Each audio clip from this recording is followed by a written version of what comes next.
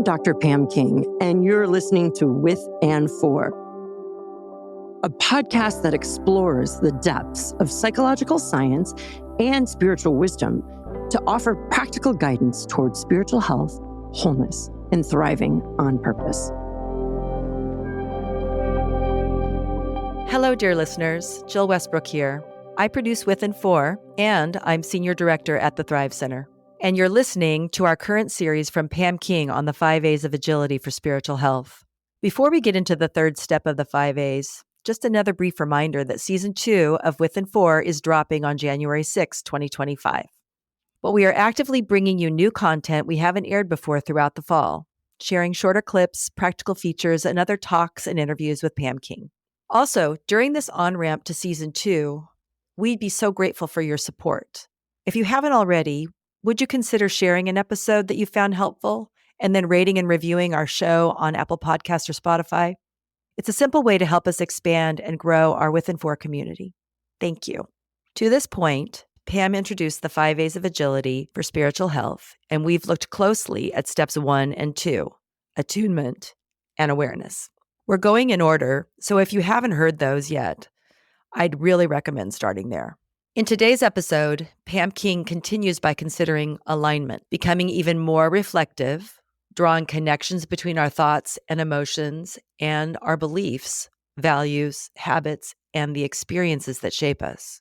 This is the step where we look for our intentions and expectations and hold them up to our raw experiences and the possible meanings associated with them. We begin by identifying what's true or what's false in our feelings and thoughts, so we can more clearly move toward our purposes. Here's Pam on step 3 of the 5 A's of Agility for Spiritual Health, alignment. Thanks for listening. The third step in the 5 A's is align.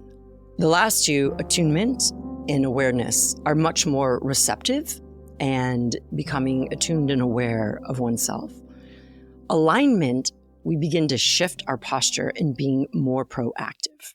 Alignment involves aligning the insights that you gained from taking inventory and attuning to your feelings and becoming aware of their meanings, of then aligning these feelings to your ideals and your values and what you assume matters.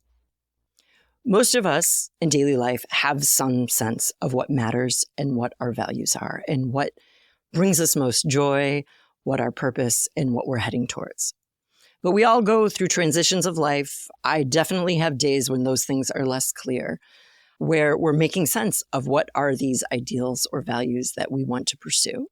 Alignment is the moment where we take stock of what we've gained from attuning and becoming aware in seeing how they might either confirm what we assumed mattered, what brings joy, what brings meaning to our life, or how they might inform ways we need to tweak or alter the goals, the values that have informed our lives. So, for example, at work, perhaps your boss altered your job and you were really sad. They thought they were making your work easier, but they took away a task and you ended up feeling sad. That sadness, you might become aware, indicates that the task that you were doing and that part of the job that they've removed actually really matters to you. And that's one of your core strengths or one of your skills or one of your passions that you actually want to be aligned with. So alignment is that moment where we take inventory of what is and what we ideally want to pursue and to see how they're aligned. We either alter the ideals of what we're headed towards, or we confirm them. But it's a way of enabling us to become more insightful about what we're pursuing. So in order to practice alignment, which can be pretty heady, the idea is to daily take time, make space for you to consider how your actions and the feelings that they lead to, how they are aligned with the values that guide your life. How you spend your time, is that really aligned with what you say matters most? Furthermore, offer in prayers asking God for help to provide for you what you need to pursue those values and goals in your life. This can happen on a daily basis. And I know for me, it's really important to reflect at least quarterly on my major life goals and to take inventory to see how my daily life, my lived experience, my emotional health and well-being, my relationships, how are all those aligned with the major life goals? I grew up in a family that was very goal-oriented, and my dad always encouraged me ever since high school to have quarterly goals or annual goals, to think about my academic life, my spiritual life, my social life, and my personal well-being. And so I grew up always being mindful of quarterly or annual goals in different dimensions of my life. And this practice of alignment is a way to take that into a daily practice. And it's not just my dad's idea. There is a ton of research on living with integrity, living aligned with what matters, living a self-concordant life. When our life is aligned to what truly matters, that is when we experience the most joy, and not just happy joy, but enduring joy. So that when life doesn't go as planned, or as things shake up or frustrations happen, when we are living out of our deepest values, that brings a resilience and it brings a direction and stability to our lives. Thanks for listening, friends. Next week, Pam will walk us through activation, putting this internal work into concrete action. Until then, you can find a wealth of practices and resources on our website, thethrivecenter.org. And if you haven't already, subscribe to With and For to catch each of our weekly episodes this fall.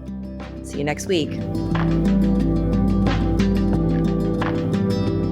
With and For is a production of the Thrive Center at Fuller Theological Seminary.